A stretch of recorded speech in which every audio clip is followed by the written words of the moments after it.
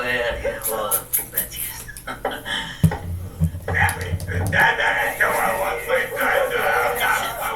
were your daddy, I'd ship out too.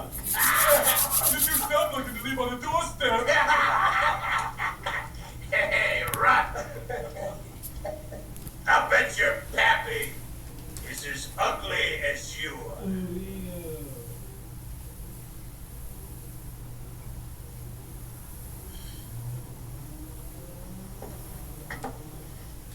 Another thing I got is a sense of humiliation.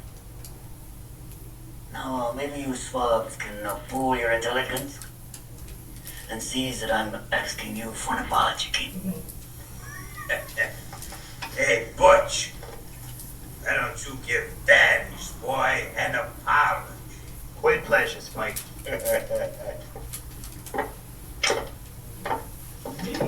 The little one-eyed rat wants an apology. Well, I'd like to offer my most sincere and heartfelt apologies. You got it.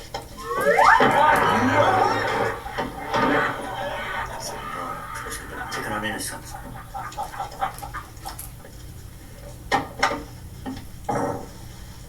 You apologize?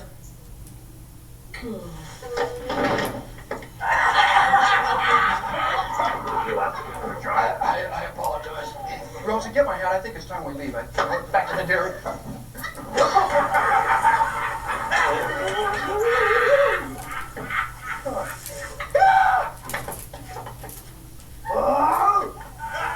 Apologize! For what?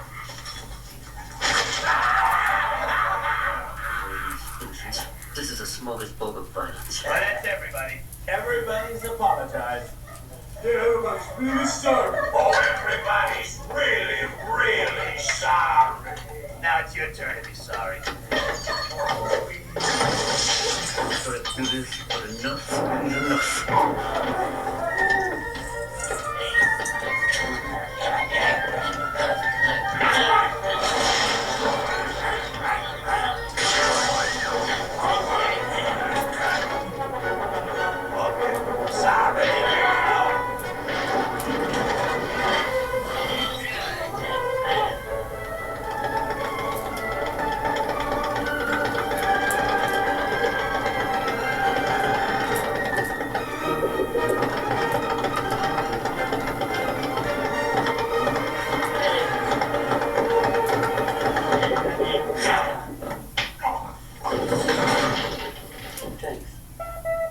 Anybody else want a party? Oh, the day's funny. A day! Everybody home?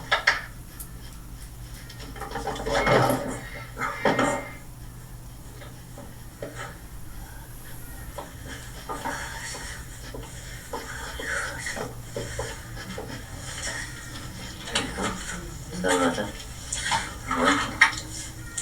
No, keep the change. I can't believe we're staying here.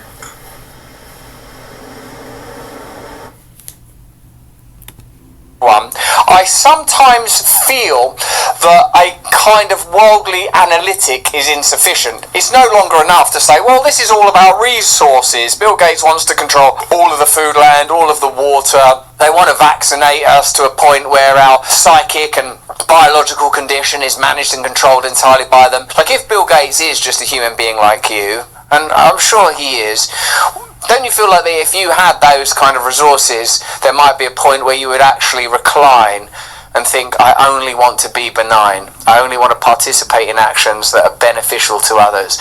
But are we all participants in that? Could I be doing more good?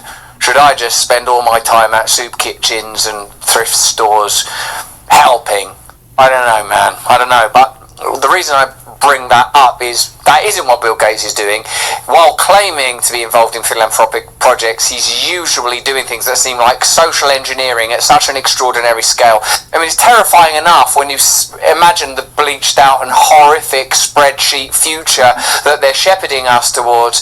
But when you consider that there's a requirement for sabotage to get us there, i.e. they need to mess up the food source, they need to introduce new diseases and viruses. I'm not claiming that this is literally actually what's happening in the case of Bill Gates, but you know, if a relatively vanilla organisation like Newsmax is willing to run on the basis that Bill Gates is verifiably involved in biomeats, he's verifiably involved in research around ticks, and if that was that footage 10 years old? Is that what you're saying? That like Asian looking dude was saying that 10 years ago? Setting it all up. There's a tick called the Lone Star tick. He's your friend, he's your little buddy. Have you ever tried to get a tick off of a dog or off of yourself? If they leave a little bit of their leg in you, it's a nightmare, isn't it? But people are, it seems, using pre-traditional methods to thwart the tick crisis. Who would have thought the humble guinea fowl and its pecky beak would be sufficient for pecking away dirty ticks? These are our tick hunters. You hear everybody talking about how bad ticks are this year? This is what you need. They literally love ticks. They go around looking for them and eating them. There's always a trade-off, isn't there? Like, that's an annoying sound. That's what they do, but, you know, they will eat up your Lone Star ticks that are turning you into a meat-allergic wuss. So there you go. That tick story could be the early bubbling symptoms of more global imperialism. Perhaps it is, perhaps it isn't. But remember that you operate now in a psychic space, a spiritual space, a world, a culture where nothing can be excluded because they wouldn't do it for moral reasons. If they, this is the check I run. Could they do it? Yeah. Would they do it? Yeah. Would you know about it and would they tell you the truth about it if they were doing it? No, they wouldn't. Alright, so then should be open to chemtrails, you should be open to UFO technology or UAPs or whatever they call it now. Basically what I'm saying is trust no one and remain fully armed. Get yourself a gun and a guinea fowl, baby, and be ready to go at all times. Sweet Gunchester. But that's just what I think. Let me know what you think in the comments and the chat.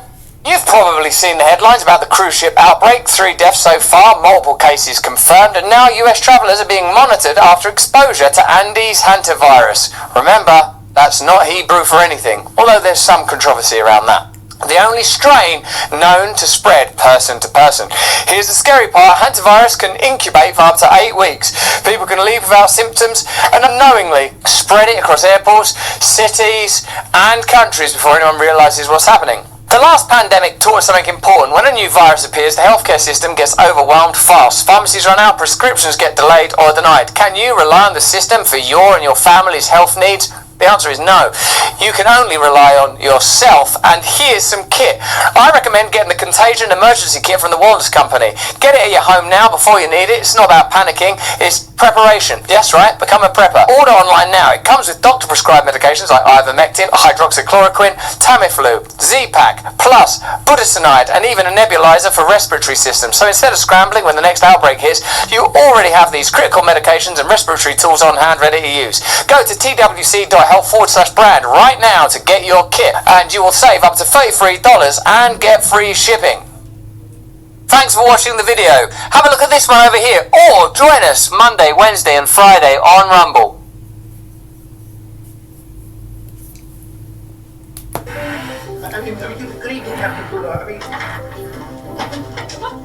Did Iran carry out another deception exercise tonight? The United States struck a military site in Iran, and the Revolutionary Guards quickly announced that they had attacked an American base in Kuwait in response. So are we heading towards a renewed war? A night of fire took place in the Persian Gulf. Today, we will bring you what happened, how it began, and how everything developed, minute by minute, because the latest incident points to a new Iranian strategy. Iran fired towards an American base and towards ships in the Strait of Hormuz. Iran is rapidly bestowing a massive number of missiles. Trump warned that what will happen if Saudi Arabia and Qatar do not join the Abraham Accords with Israel. And the IDF continues with intense fighting in southern Lebanon, which is now causing great fear all across Lebanon. Because Hezbollah, the terrorist organization and Iranian proxy, received the news about the American veto, and now the IDF is on its way to deepening the damage to the terrorist organization in Lebanon. And in the Gaza Strip, the IDF continues eliminating the leadership of the Hamas terrorist organization. The IDF struck 2 key terrorists in the new Hamas leadership. So, is the United States heading towards a deal? In Iran, they fear a one-sided agreement, and Trump is threatening, maybe we will have to finish the job. And while the panic in Iran is being felt, it seems that Donald Trump is approaching the moment when he brings down the guillotine on Iran. I'm Yair Pinto, with me is Mati Shoshani, and we are here on Boots on the Ground. We bring you the whole truth about what's happening in Israel and also the whole truth about what's happening in our neighborhood, the Middle East. And today is a very, very important day with what's happening with the escalation. Because last night, between Wednesday and Thursday, the American military once again struck on the soil of the Islamic Republic while the sides continue to negotiate over an agreement that is supposed to end this war. United States military struck the area of Bandar Abbas. This is after the Revolutionary Guards attacked an oil tanker that was trying to cross the Strait of Hormuz. The incident began when Iran launched 4 attack UAVs towards commercial ships in the Strait of Hormuz. According to forces familiar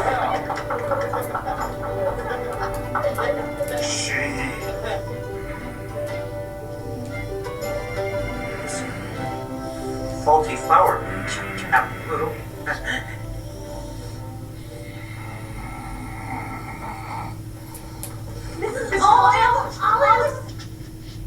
Olives what? Olives? Getting ready. Good. Now, where were we? She won't marry you. She will. Hi David, how are you? Good to have you here, man. I know it's been a long time since we spoke. It's almost 2 months, 2 plus. So I'm a kind of good way to just get on the air with you to really address some key topics that I wanted to have the community learn from your perspective, not only your analysis, but also the historical aspects of it. Just for those who might be here for the first time, let me tell you who Carl is. Carl is the host of the Silk and Steel podcast, which is an interesting channel. So let me put the link for you in the chat box, and I want you to check it out. Very, very, very interesting platform if you want to learn about history. And this platform, basically for Carl, it focuses on China, on history, on culture, and politics. Carl was born in China a month after Mao Zedong death and left for China when he was 13, and he is currently based in Bali, Indonesia. So you can just look at the bio. I put all the links for his social media. There is one thing I want to share with the community, and again, Carl, I'm not being Mr. Nice. I'm being real here. I want to put a challenge to the community.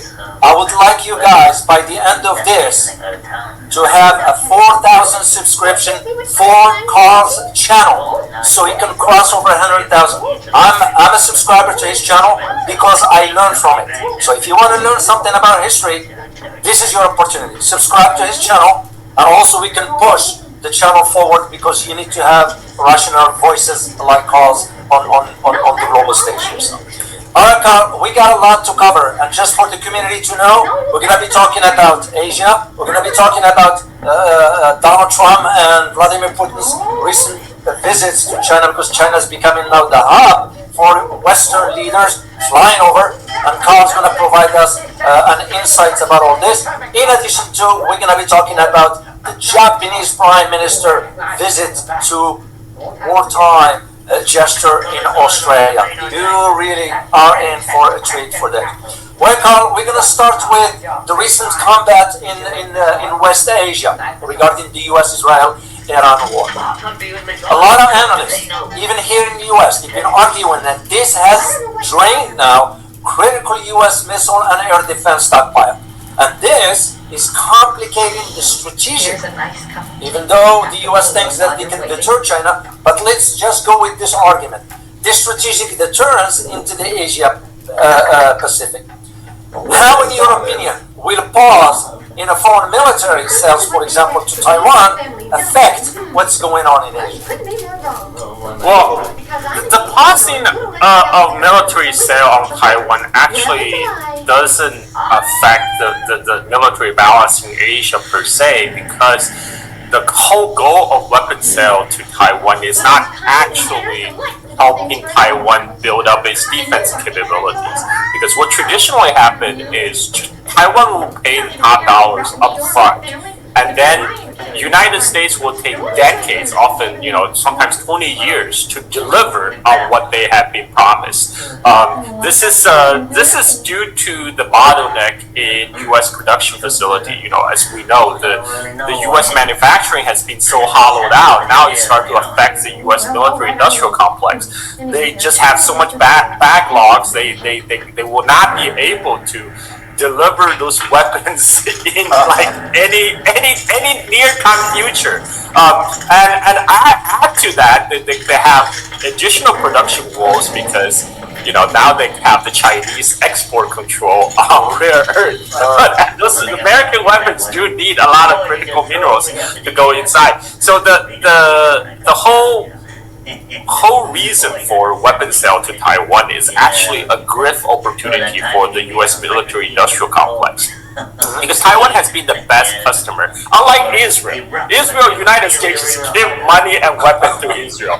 Taiwan actually have to pay for the top dollar. One of the famous Taiwanese opposition figure, the Owl, he has famously said, like, we're like worse than dogs in this situation with United States, because if they want Taiwan to be like U.S.'s watchdogs in East Asia against mainland China.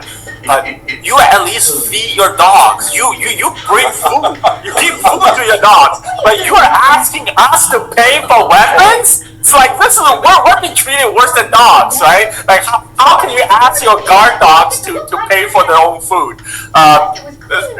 Everybody in Taiwan kind of understand this weapon sale is a way for them to pay protection money, so to keep the U.S. politicians happy, so they will be on Taiwan's side.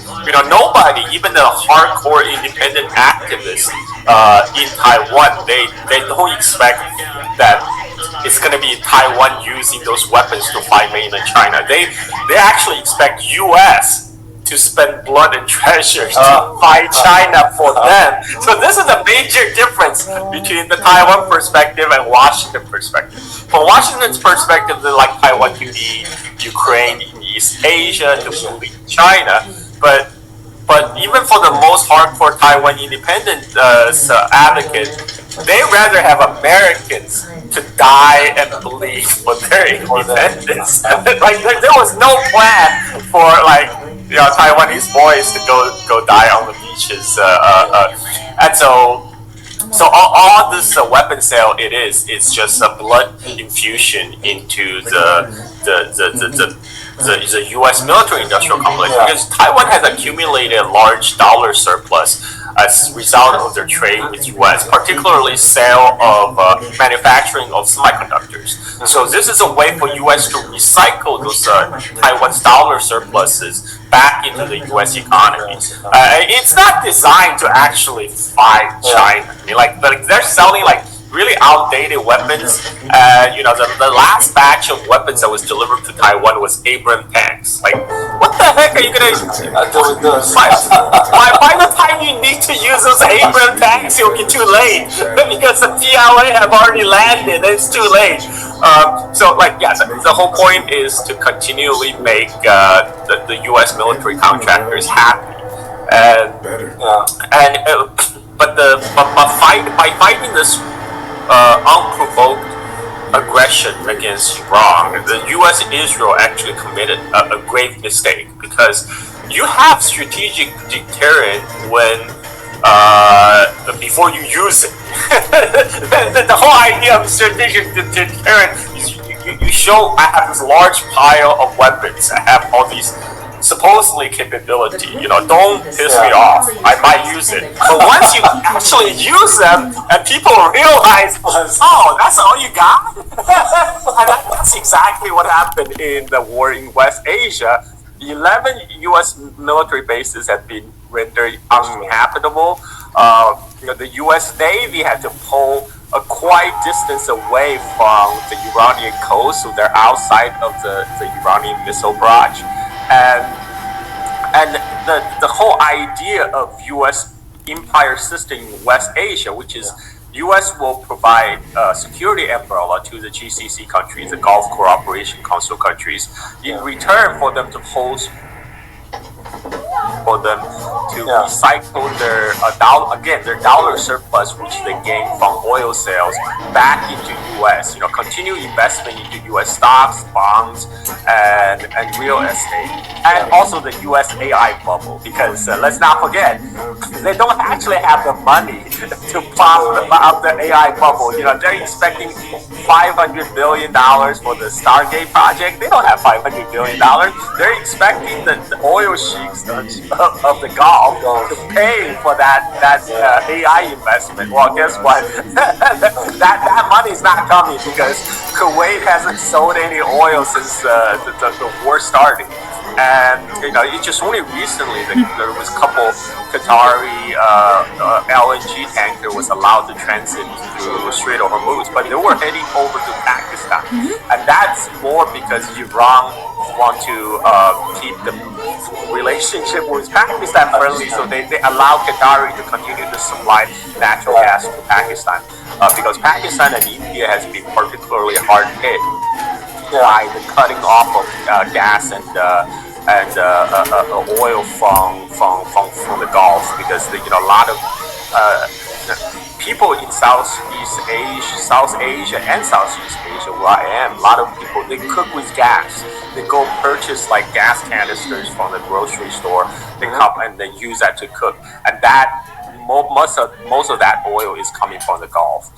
So this is a serious issue, and for the Gulf countries, they have been living in a very cozy relationship with the United States. They were flying vassals to the U.S., whether on the issue of Israel or whatever. They have always been very happy to fly Donald Trump with a lot of gifts, airplanes and whatnot.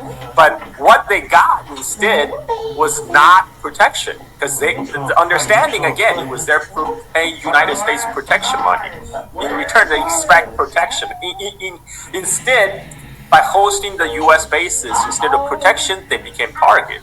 They now inviting attacks by Iranian drones and missiles. And this is a lesson that's not lost for all the so-called U.S. partner countries, including countries in East Asia, Korea, South Korea, Japan, Philippines, Taiwan, Australia, because let's face it, China has magnitude more missiles, more advanced missiles than Iran. So if United States cannot handle Iran, forget about taking on China. That's a fantasy.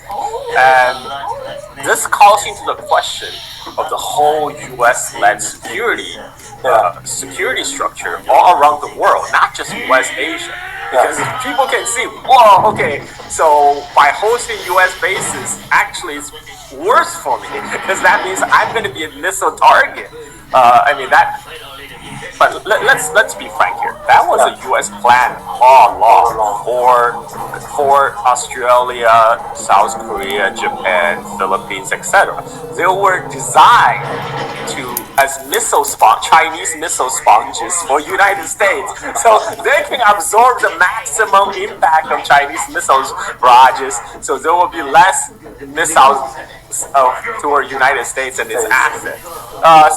But now people are wising up to this game, and they are, I bet, behind the scene they're also making preparations, making plan Bs, because this is all about again, this whole war exposed United States as the emperor with no clothes. Actually, U.S. military is actually a paper tiger. It has no option, military option, to reopen the Strait of Hormuz, which, by the way, was open before they started this illegal war against Iran. And this is why Trump has been puffing and puffing and then back down at the last minute. He keep on threatening to bomb Iran to the Stone Ages, and then just before Monday the market opens, he's suddenly, oh yeah, really, because the GCC country begged me to stop. So I magnanimously granted their wishes. I mean, this is BS, man. Like, if U.S. if U.S. could reopen Strait of Hormuz by force of arms, they would have done it already. By now. Sure. They can't, because they do not have the capability, and this is why we have a stalemate right now in the Gulf. United States. Trump is playing a game of chicken. He is counting on his blockade to starve out the Iranian economy. So hopefully there will be like some kind of regime collapse, economic collapse, that led to the regime collapse. This is fantasy. Iran has been under Western sanction for so long. The Iranian people are more prepared to deal with hardship than Americans. Americans don't really know what hardship is, but they will about to find out when that shortage really hit. Because the shortage hasn't really hit yet.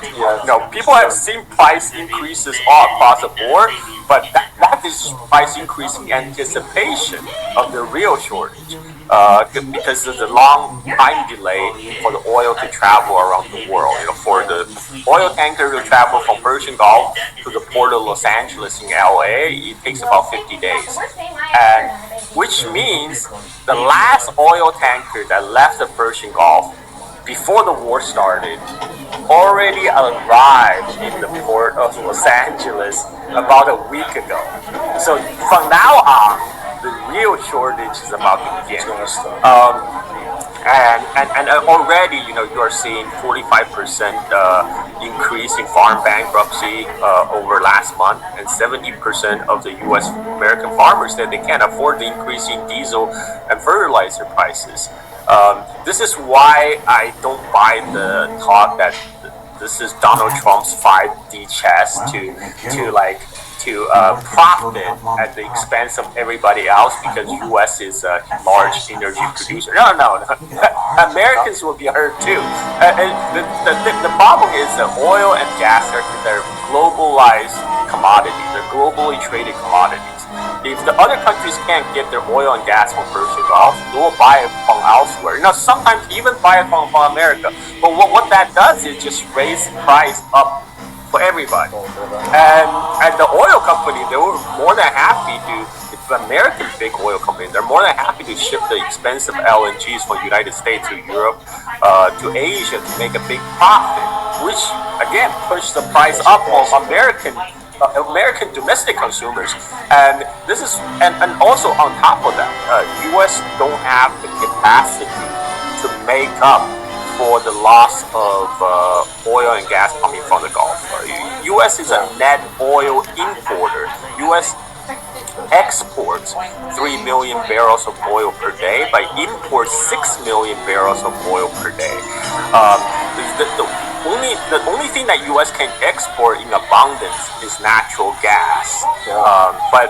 But again, like I said, exporting American LNGs, the American LNG is very expensive to ship it all the way to India, to Japan, and this is great for American big oil companies.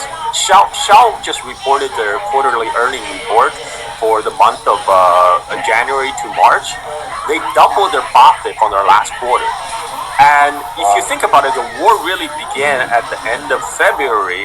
So that means their next quarterly earning report is even going to be even more spectacular. Yeah. This is great for big oil, who actually funds Donald Trump. They're traditional Republican donors. Yeah. But everybody else is paying for the price. You know, all the Americans, we pay for the price at the pump. We pay price and the oil, because it goes like oil. U.S. is 40% more dependent on oil than China, because like all the trucks on the highway, all the diesels that's being used. It goes in factor into the price of everything. All the goods that needs to be shipped, prices, because the shipping price go up, because the fuel price has gone up, will go up.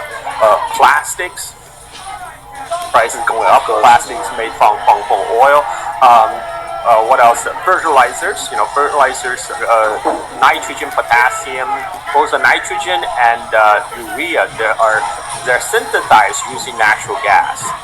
Natural gas price has been rising, so the fertilizers price is going up. So even though U.S. is a large gas producer, even though United States is a net natural gas exporter, but because it's a globally traded commodity, the price still goes up for the U.S. domestic consumers. It does not.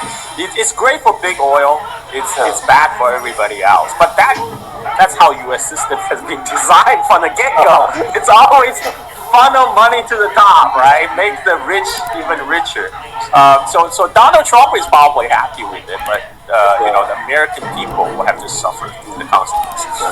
And we will address more about this particular aspect when we get to the point of talking about Donald Trump's recent trip to China. I want to go back, Carl, briefly, I want to go back to Taiwan. And the reason I want to go back to this for two things. You mentioned one thing, of course, that no one else here in the U.S. addressed it. And last night, I had a conversation with a dear friend of mine. We were talking about this particular point.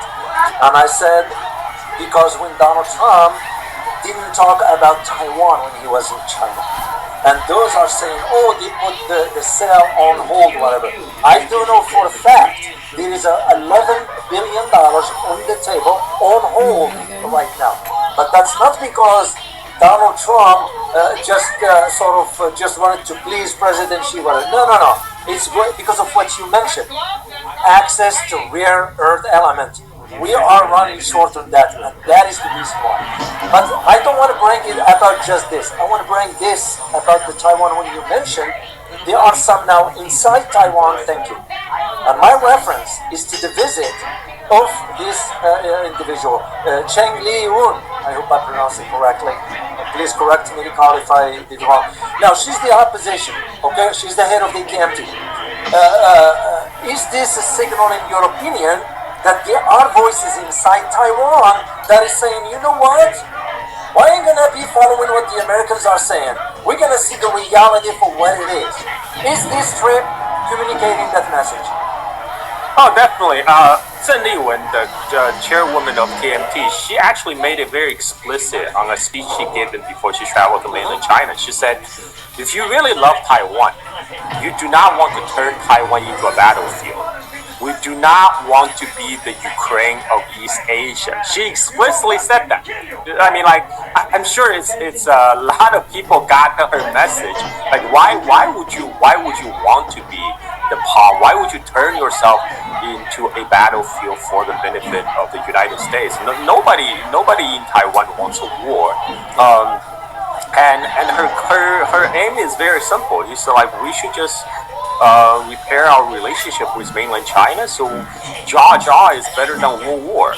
I mean, that's a well-received message. I think there's a political tectonic plate shift in Taiwan itself, because the more pro-independence DPP party, which has been ruling in Taiwan for more than a decade, they are getting very unpopular.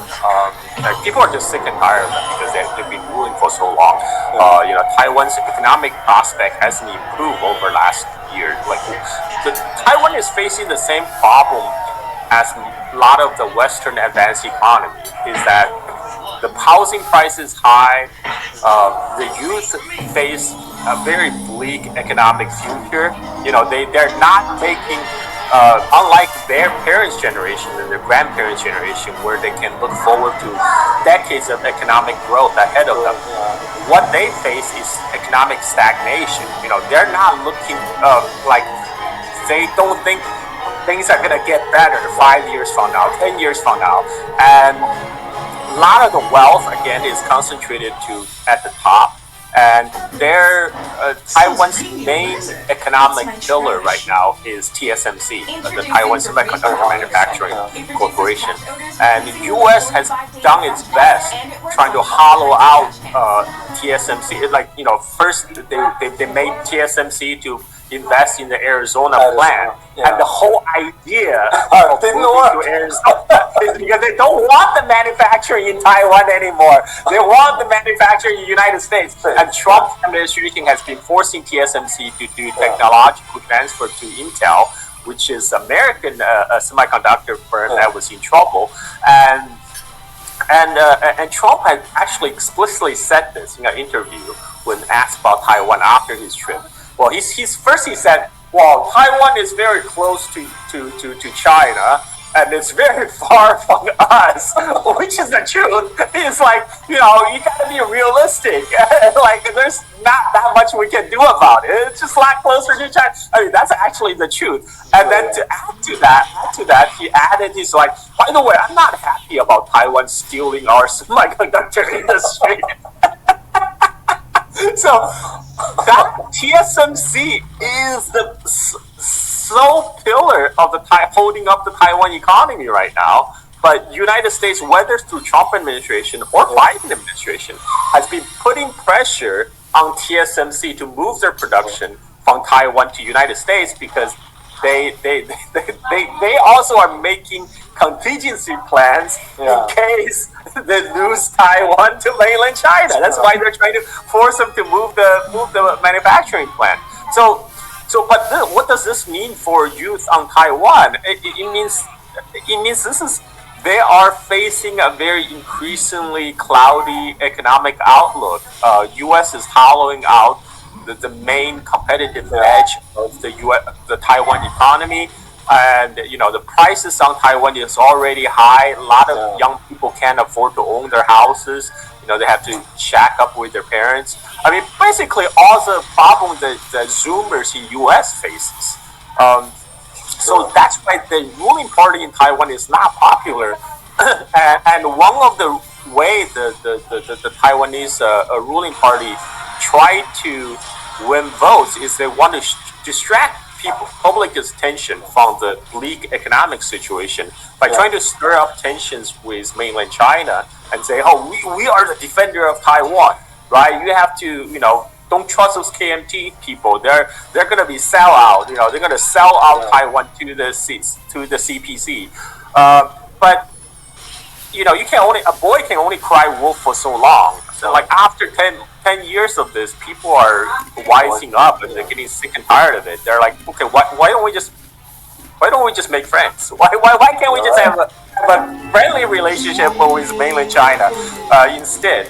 And especially when the power of mainland Chinese economy has been growing proportionally over the last decade.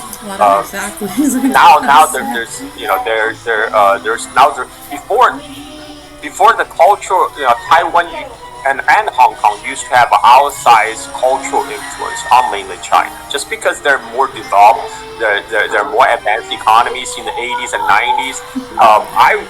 All my older cousins, they will be able to sing songs like Hong Kong songs and Taiwan songs. But now, lately, that trend is starting to reverse. The mainland has a lot of more cultural production they're being exporting to Taiwan, to the rest of the Southeast Asia, and the Taiwanese government is actually saying, oh no, that's infiltration, that's the Chinese influence but I mean, there's really nothing to stop it because there's a natural language and cultural affinity. So people just go to what's cool.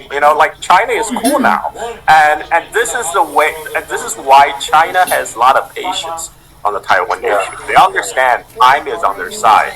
Every year that goes by, their relative position vis-a-vis United States will continue to strengthen. You know, if you compare, like, one thing everybody noticed that Donald Trump has been very obsequious in his Beijing.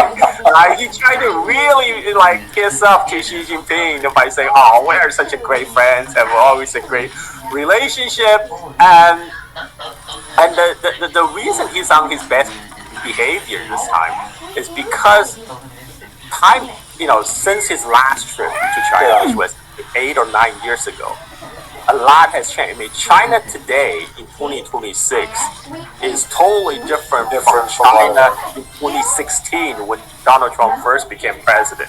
You know, like in 10 years, China has got a lot more powerful, and that it showed during the tariff war when China pushed back and said, you know what, no rare earth for you, and U.S. has no recourse to that. So this is why China can afford to wait out the Taiwan issue. You know, the economic and cultural cloud of mainland China will continue to grow, and you will naturally draw the younger population.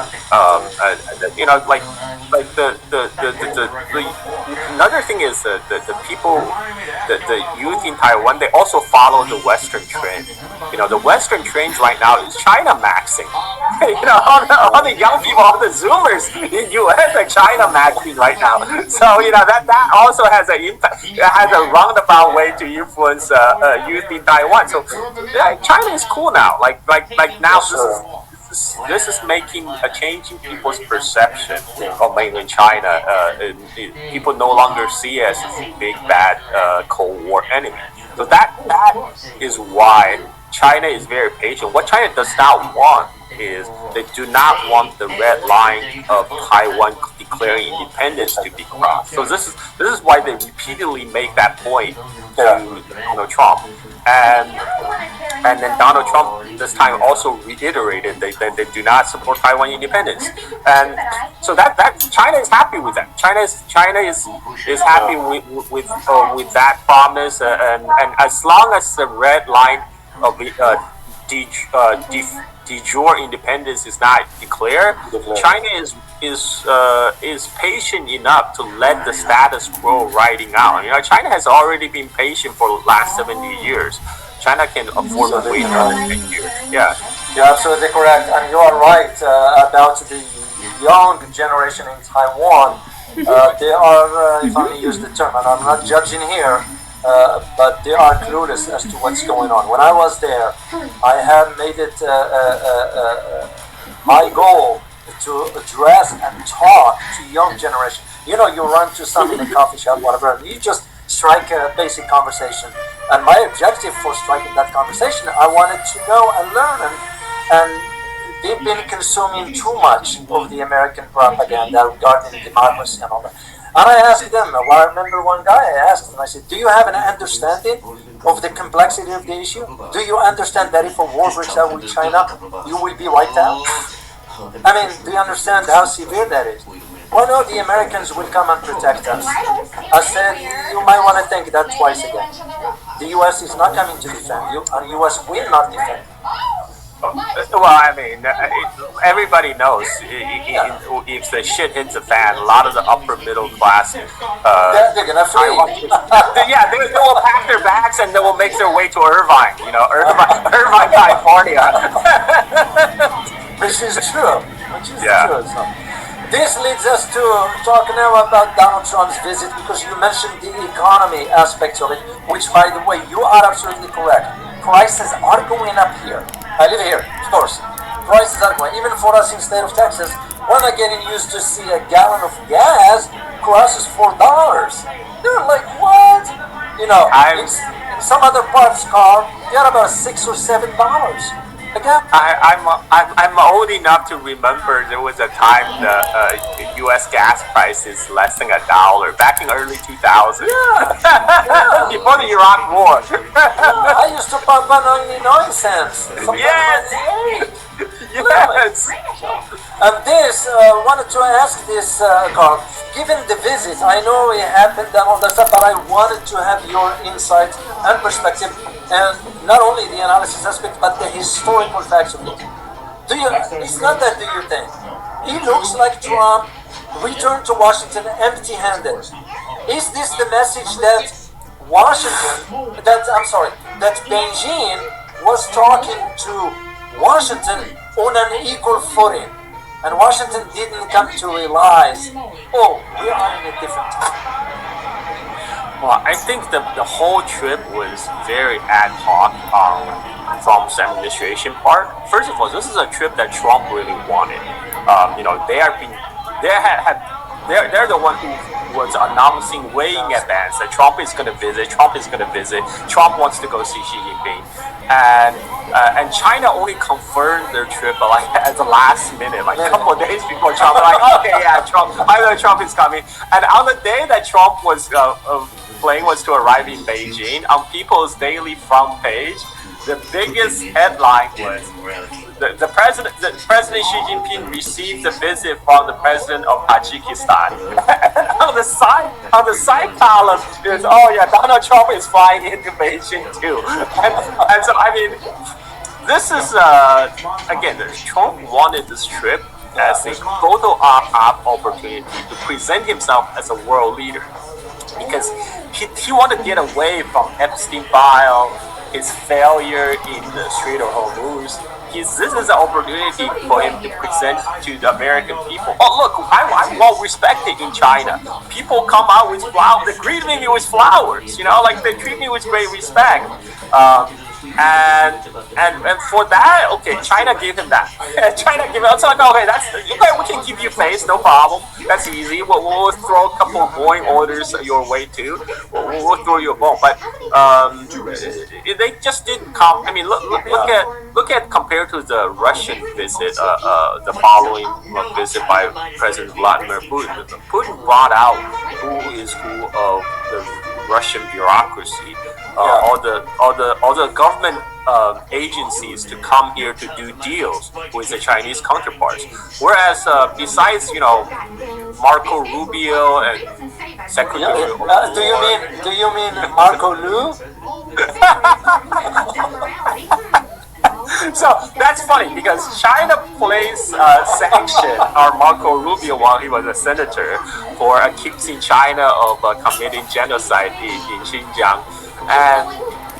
And instead of taking off the sanction, which China could do, China can just waive the sanction. Instead of doing that, they just change his Chinese name, using a different Chinese character to transliterate his Chinese name. So I think that's a reminder to we could take off your sanction, but we decided to do this thing just to that's a reminder. That's a reminder. This is what we could do. And they could just permanently waive the sanction. It's within their power, but they're like, no, we'll leave the sanction in place. We'll just change your name, so it does not violate our own laws. But anyway, does that name, by the way, does that name mean anything? No. It's just a different. It's just a different. So there are many homophone Chinese characters. They just choose a different Chinese character for his name.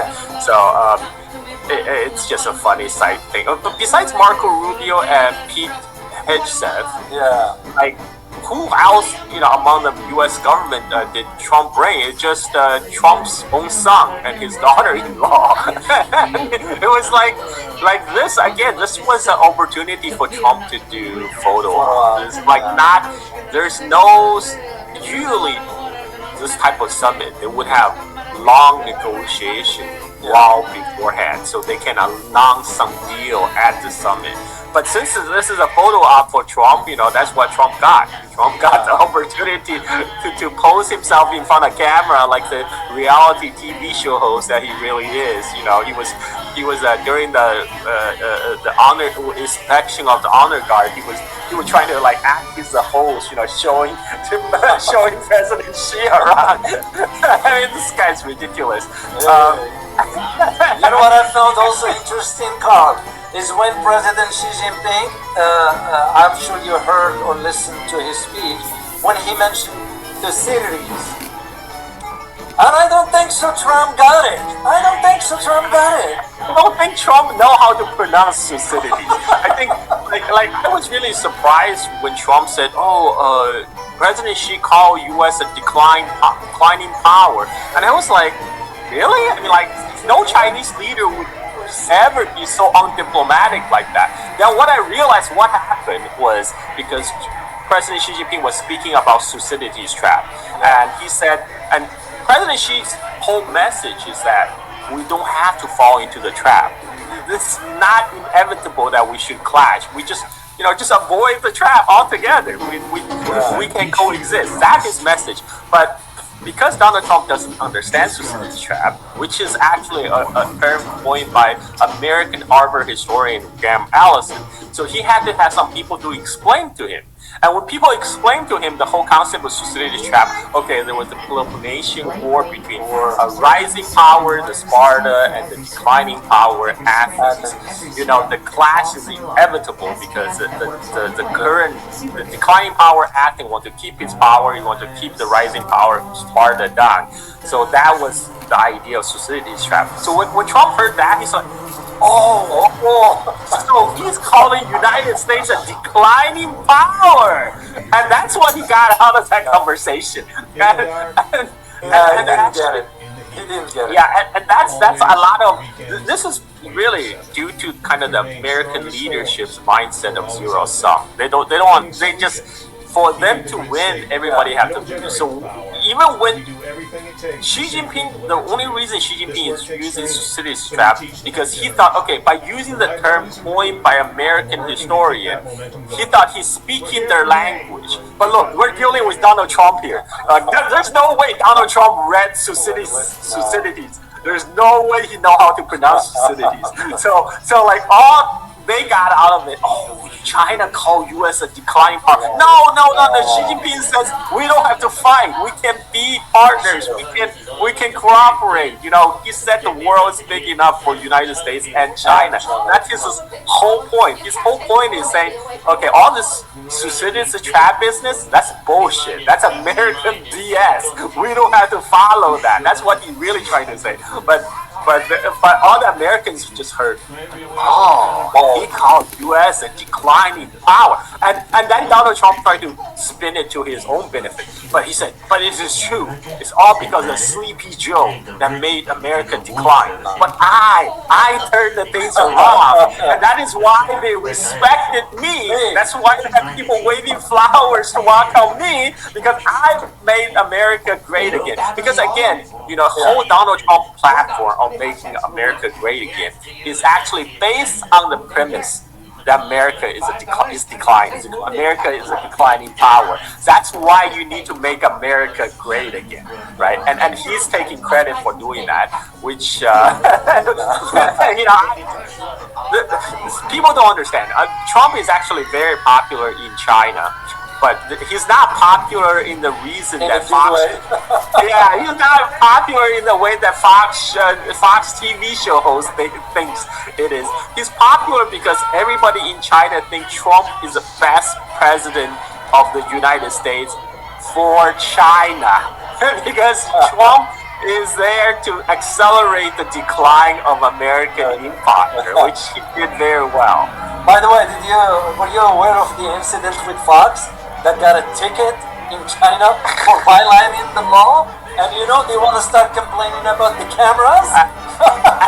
and this guy, so this is a Fox News guy, right? Like, if they were reporting, if the Fox News, this is where I think they lost it, because for the Fox boomer audience, they actually would want like rule of law in the United States. They would want the transgression to be punished. People get locked up, and you're telling them China actually enforces laws. And not only that, he was lying, because in Beijing, where he claimed he got a ticket, the procedure is you will get a text message, which give you 10-minute grace period to move your car if you park illegally.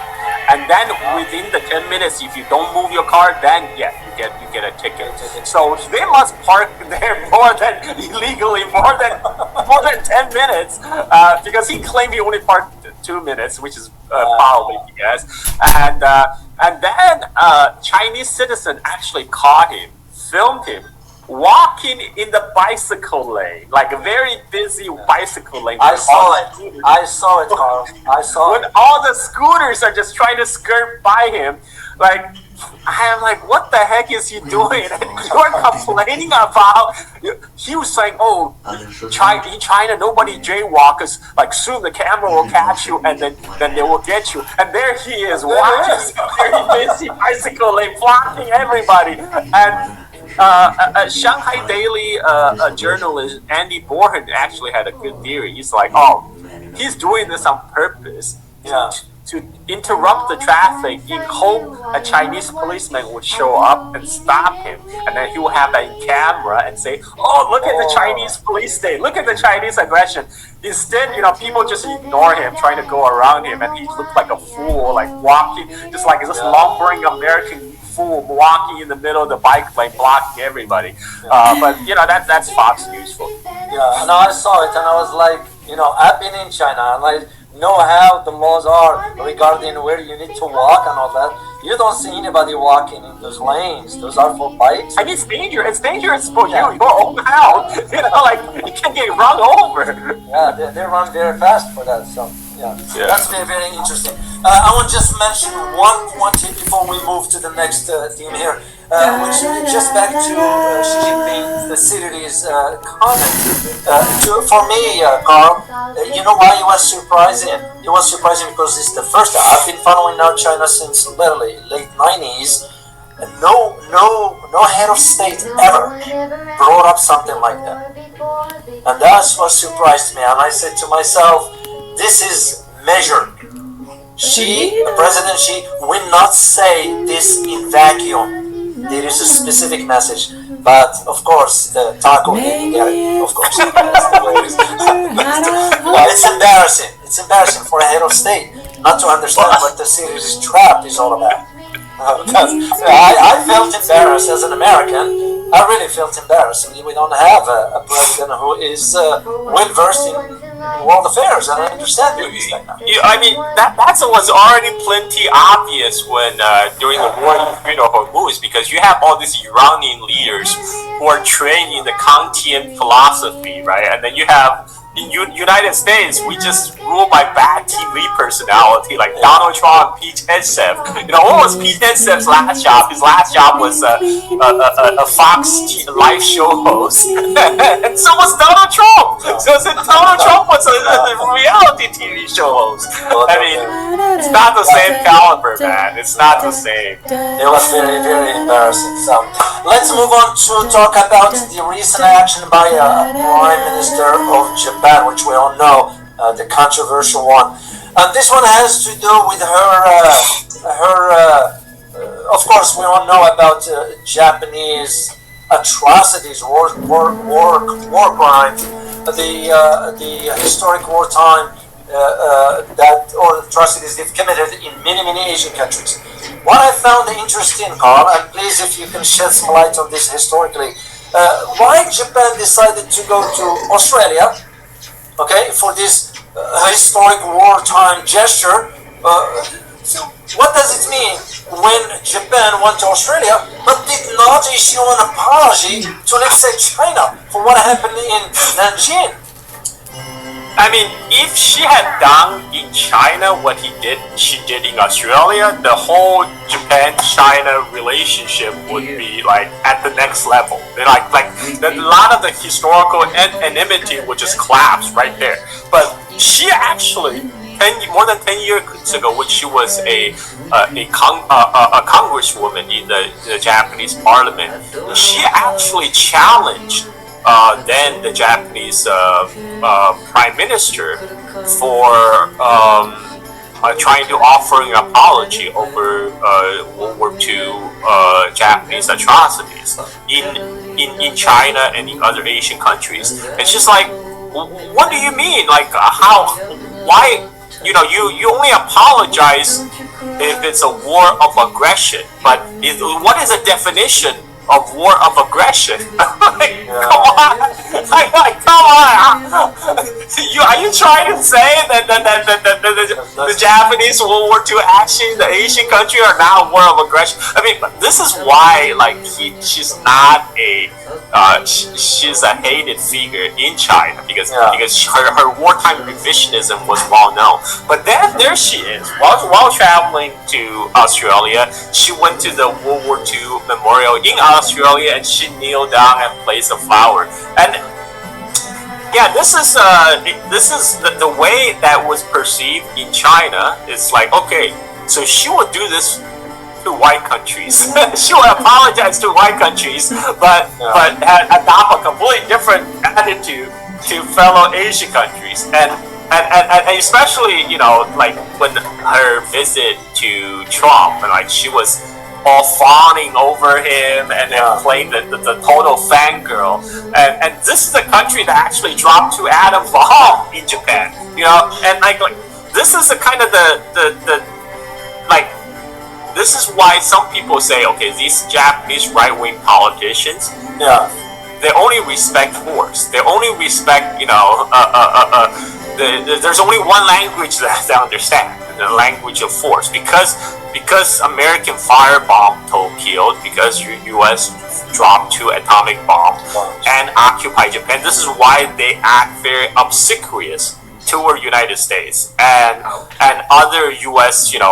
partner white countries, like majority countries like Australia, but they would not they would not do the same in China or Korea. Why? Because they don't think they feel. I think they feel themselves like they're better. They're like a better class of Asians, right? It's like I don't need to apologize to you. You are below me.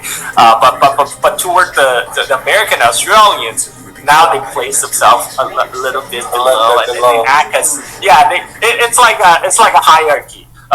But people in Asia, particularly China and Korea, they see this. They know what's going on, and they don't like it. And this is like it's very simple. If she has done that gesture at the Australian World War II memorial in China or in Korea, a long way to heal the historical wound. But he will never do that. She will never do that because she knows she is appealing to her own very right-wing voter base in Japan. This is why she continued to play tough with China, and then she said Japan would involve in a war over Taiwan. I mean, that was completely unnecessary. And on the other hand, United States, who have this, Japan is ultimately still a client state of United States. But here you have Donald Trump go to China and say, well, Taiwan, is very close to China, very far from us. And then Japan is the one that volunteers, like, we gotta be involved in a Taiwan war. I think there's a couple of reasons for that, because Japan also rightly recognized that United States is withdrawing. It's facing resource constraint all around the world, so it's actually pivoting away from East Asia. But what Japan wants to do is they want to step into the void.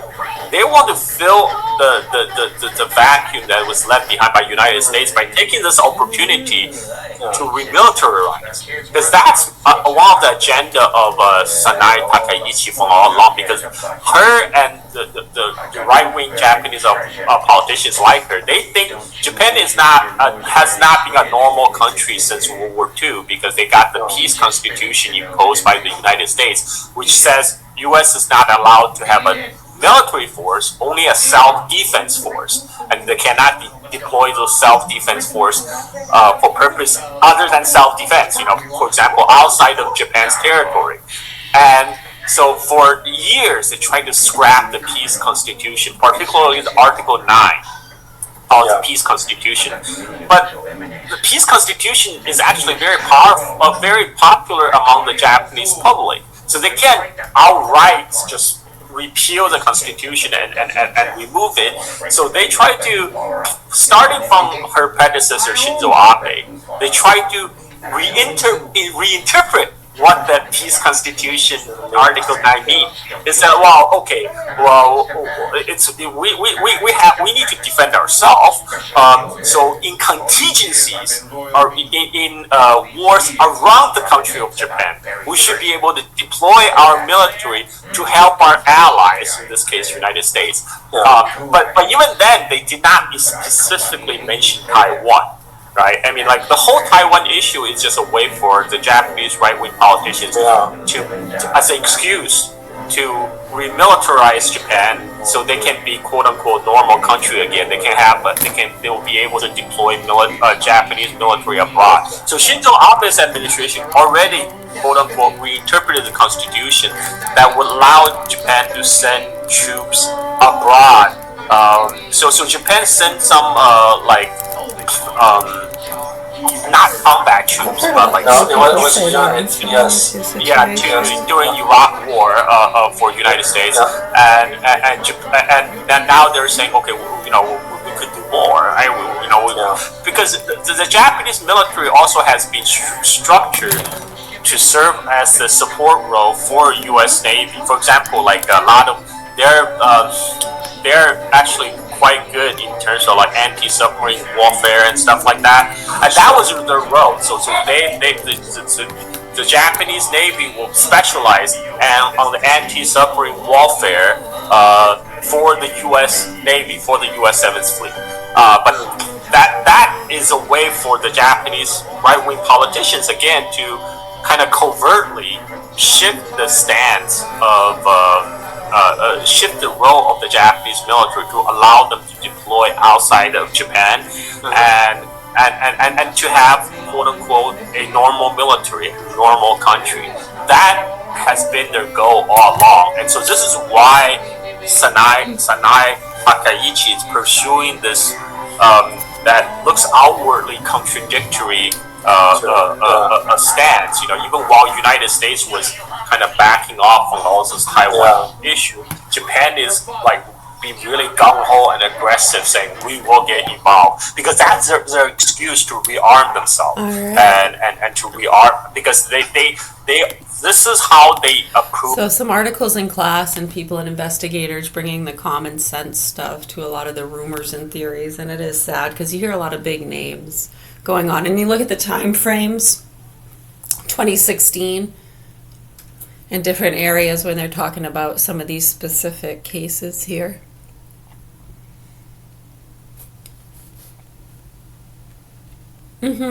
So class sent over some articles because some people in class were reading about Shelley Duvall.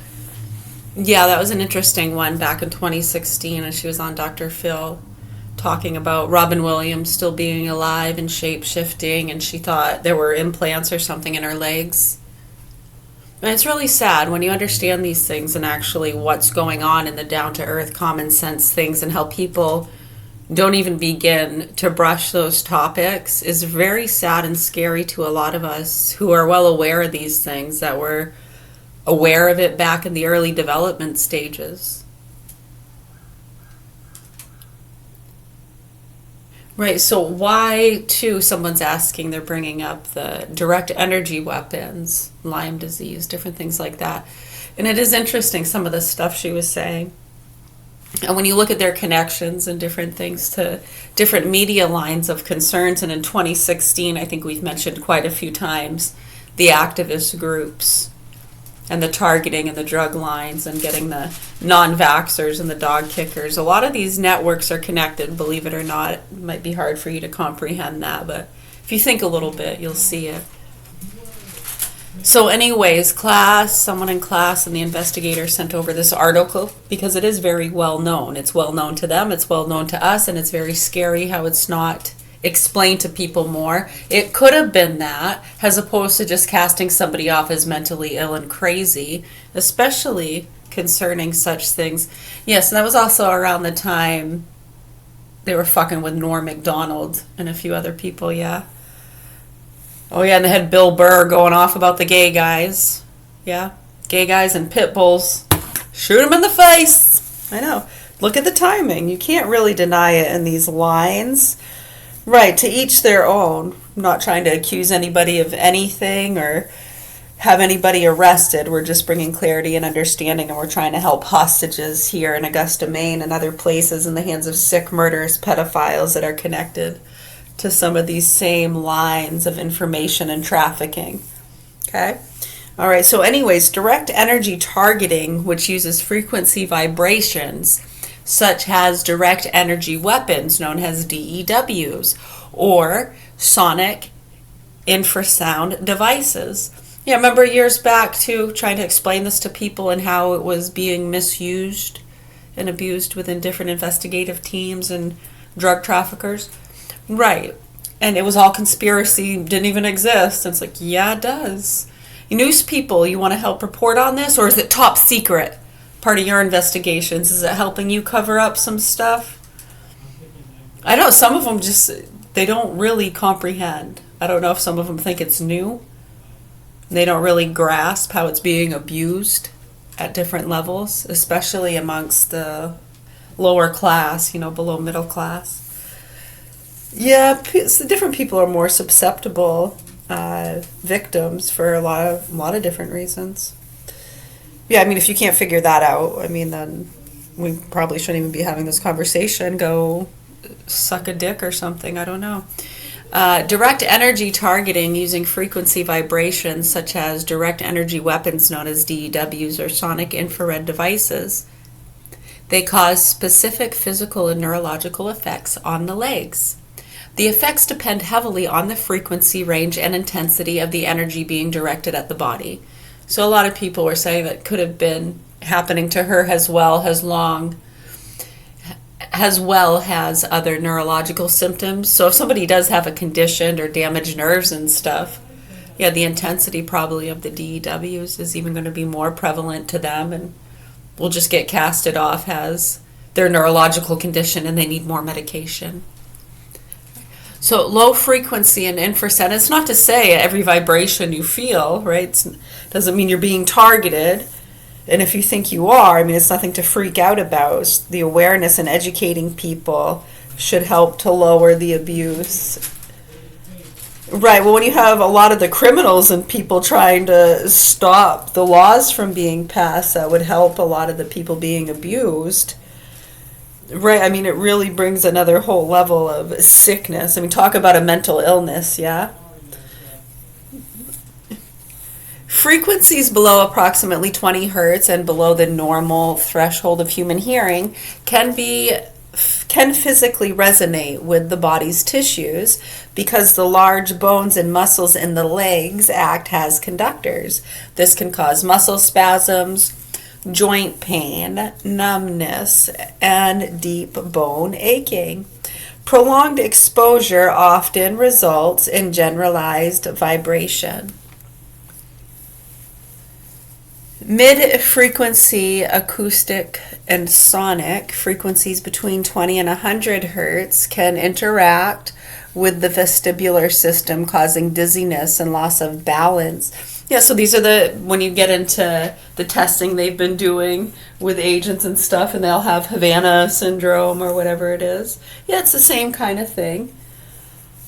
Yeah, again, the education is what's important. There's no big conspiracy or need to cover up or hide. I think people being silenced and thinking that it's some kind of top secret stuff that they shouldn't be educating people about is ridiculous. It's really stupid and childish to a lot of us. Also very serious when you understand a lot of the different things going on.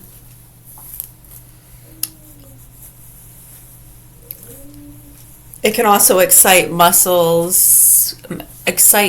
spindles, leading to involuntary muscle contraction or trembling.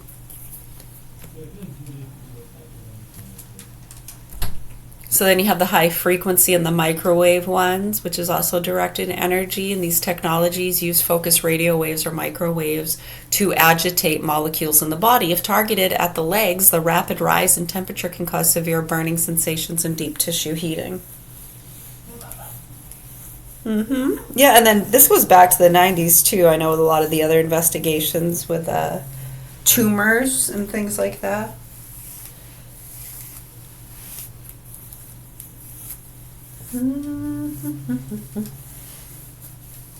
Yep, so again, I mean, I don't know, so many people start to find this stuff out and they either want to run and hide or find out who's targeting them or if they've been targeted and protect themselves, get their own security, sue people. No one ever wants to like educate people and just be down to earth, common sense about it. That's what's scary. To us, that's a mental illness. People are in a fucking psychosis.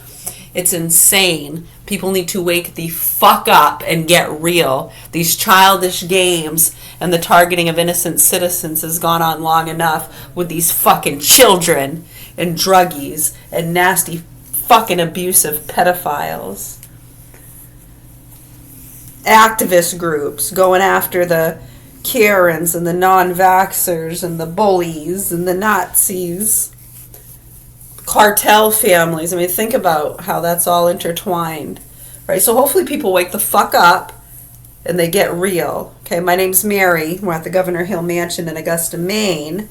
My youngest two children that are in the hands of these sick, murderous pedophiles is what we're trying to bring attention to, and how they've already been abused, and how those microchips have already been fed out to people, and how they do fuck with people using direct energy weapons and things like that. And it's fun, isn't it? Yeah, they know what we're talking about. That's why we share out the things we share over the years, and you can line it up pretty easy. Anyone with any common sense will see just how aware we are and that what we're saying is the truth. When you look at the facts, you can't deny it. And then when so many people are refusing to look at the facts as though they're catering to somebody's conspiracy mental illness concerns, and then they go and call the fucking ghost hunters and cater to fucking childish beliefs and medicate people and talk about the meaning of God and what a man and a woman is. We've been lost in their fucking tornado of a psychosis. So many people just wandering in what the fuckville with you nasty fucking pieces of shit. Protecting these fucking pedophiles, making child and animal pornography that you're all watching every fucking day. So anytime you people want to actually acknowledge the abusers and help these kids, we're right here. Governor Hill Mansion, Augusta, Maine. Much love, health, and peace, everybody. Yeah, it's pretty sick, isn't it? When you really start to think about it.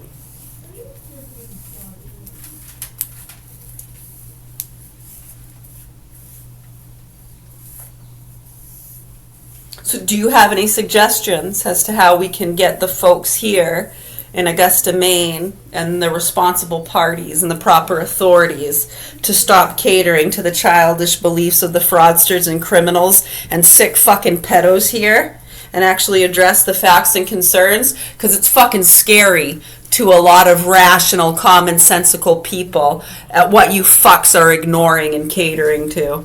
Nasty. Fucking nasty, nasty, nasty pieces of shit. Anything else? Okay.